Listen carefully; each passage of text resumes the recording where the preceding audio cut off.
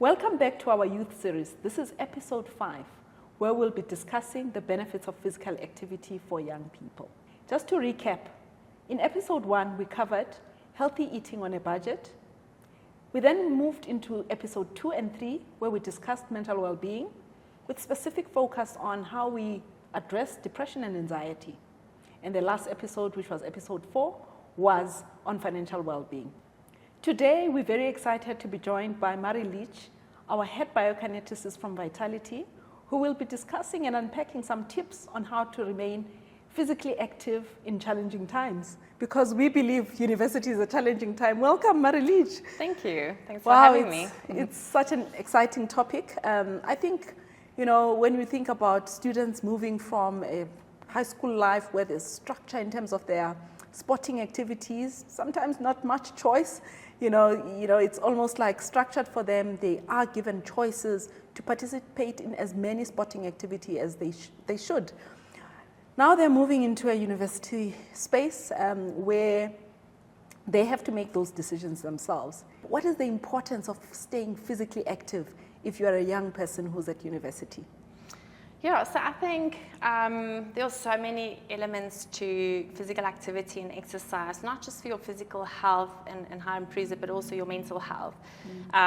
Just to highlight a few of the benefits, exercise helps to reduce your risk of contracting non-communicable diseases, but also the risk of dying from them, especially at earlier ages.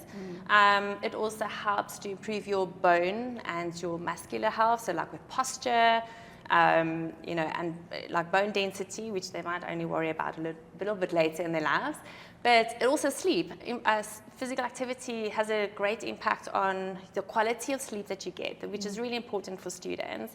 And then there's the mental health aspect, right? So your mental well-being with regards to managing your depression and feelings of anxiety, and which is very, very prominent with students. So I think it's very important to understand, I think for a student, things when you say like exercise helps to reduce the risk of chronic diseases, it might be a bit far for them, it's like, I'll worry about that when I'm older. But the younger you start, it's a cumulative benefits that you get, and it's these habits that you build, like healthy habits that you're building. And the more consistent you are, the data shows that consistency is absolutely key. That just like adds, just like putting money into the bank and you're investing into your health, that you then reap the benefits when you're older. So I think for students, yes, those things are later, but what's very relevant to them is the benefits on managing their stress levels, which we know is not a button, I wish it was, that you can switch your stress levels on and off. But there's great tools that can help you to manage your stress, like getting enough sleep, maybe meditation, but exercise is such a powerful tool to help with that. It helps to regulate those cortisol levels, and that's why they should be really encouraged to be active.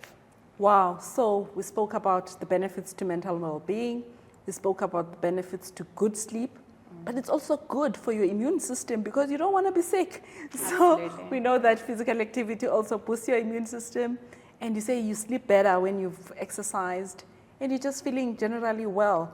And I mean, you are investing in your long-term health, which is an amazing thing that, if you start early, then you can reap those benefits when you are older.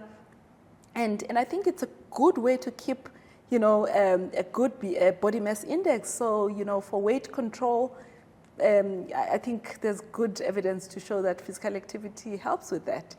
So we've touched on nutrition previously, and I mean, this ties in nicely. So now you're eating healthy, you are physically active, it improves your mental well-being, you sleep better, your immune system is up and going, so you can really perform well. So I think that's really great.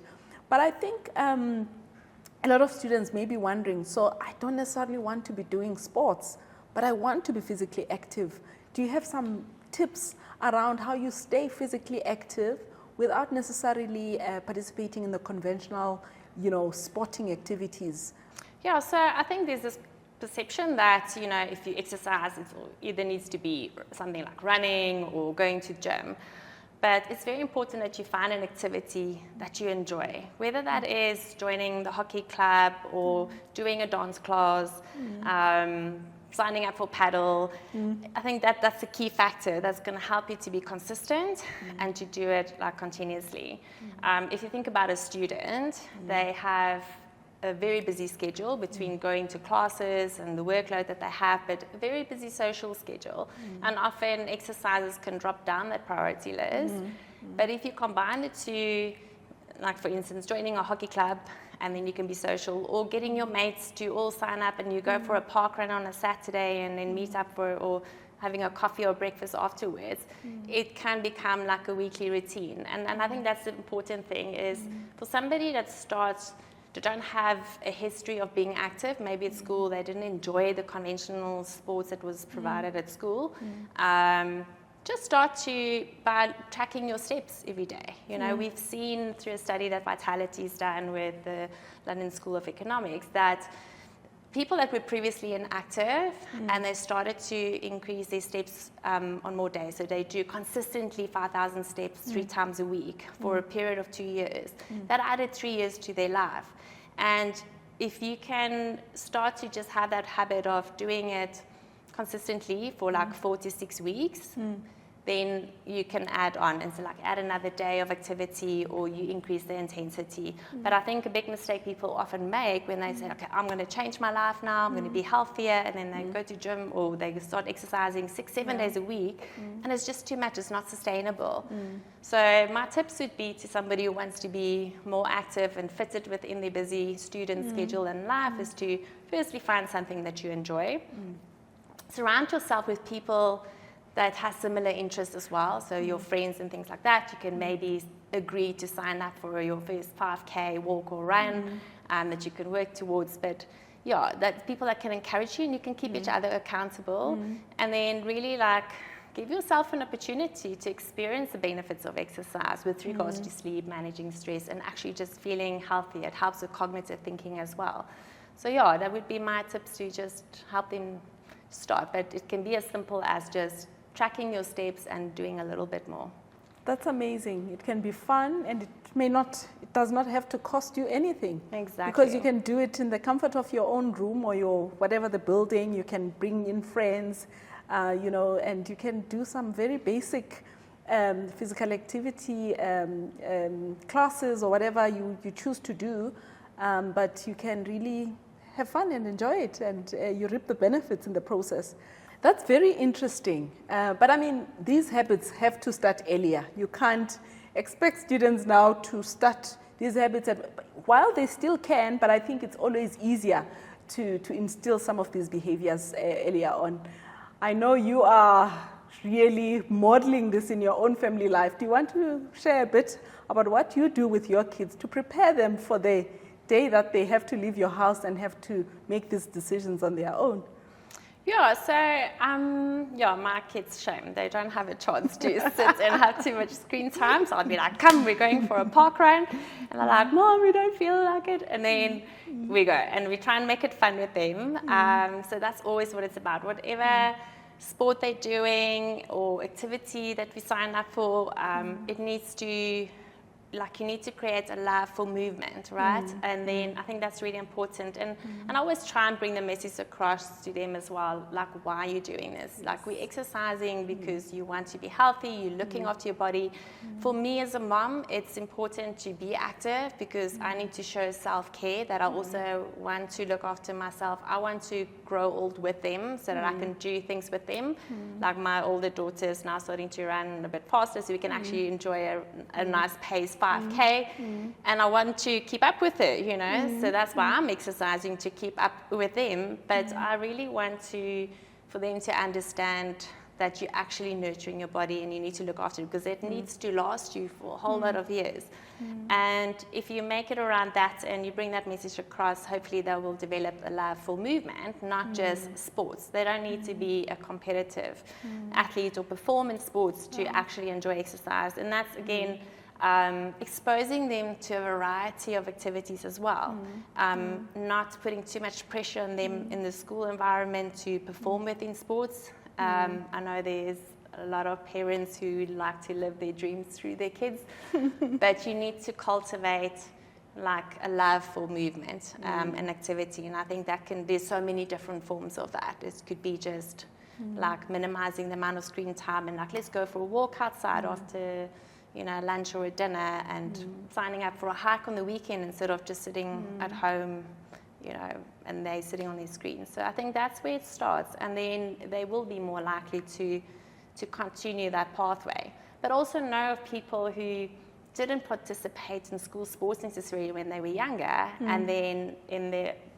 as they went to varsity, actually discovered that they enjoy sports or exercise outside of the traditional school sports, for instance, and then they become more active. So I think that's just really to expose them to a variety at a young age. That's really important. That's really amazing, because the rewards that you get, while they may not be tangible, I think it's really investing in your long-term health. And when you're young, you'd never think about the day when, you'll have those chronic conditions, you will have, those brittle bones, because like you were saying, you build your bone strength, you build your immune system, you protect yourself from developing those chronic conditions that relate, and you also keep a fit and good body that becomes attractive, and you're feeling good because your mental well-being is taken care of. So this is really amazing. So maybe in closing, I think we've touched on it quite a lot and quite a bit right now. Maybe in closing, just some key messages for somebody who's watching this today, to say, if I wanted to start something new because I've been sitting and doing nothing in terms of the physical activity aspects of my life, where do I start? So maybe just give us some closing tips, and also how easy it is to actually embark on this journey. Yeah, so my tip would be to, like we mentioned, is to start really slow, and that could be just tracking your steps a day, trying to get your 5,000 steps, maybe just for 3 days a week, but then try and to be consistent in it. And after 4 to 6 weeks, if you've been consistent, you add the 4th day, or you see if you can maybe add 1 day of 10,000 steps. So it's really, that's the key thing, is just do a little bit less, but you're consistent, and then you build on that. And I think that's an important thing. And then secondly, find an activity that you really enjoy, that you actually look forward to going back to. And that's going to be the main key things that's going to help you to be consistent with your exercise. Yeah. With everything that we've covered through these episodes, there is no way that you are not set up to be successful as a student, and also to be well equipped to support your child as a parent. So we look forward to hearing your thoughts about the topics that we've covered. Thank you so much for joining us.